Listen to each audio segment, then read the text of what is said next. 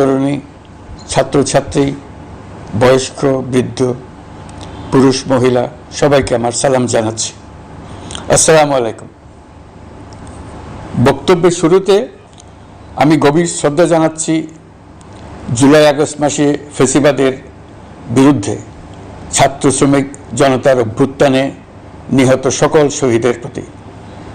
আমি আরও স্মরণ করছি তাদের যারা ফ্যাসিবাদী শক্তির প্রাণঘাতী অস্ত্রের সামনে হিমালয়ের মতো দাঁড়িয়ে অন্যায়ের প্রতিবাদ করে মৃত্যুকে আলিঙ্গন করেছে, আহত হয়েছে, পঙ্গুত্ব বরণ করেছে, হারিয়েছে তাদের চোখের দৃষ্টি।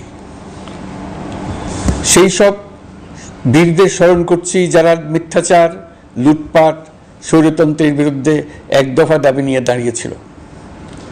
কৃতজ্ঞতা চিত্তে স্মরণ করছি আপনাদের ভাই বোনদের, আপনাদের সন্তানদের যারা এই বিপ্লবে অংশগ্রহণ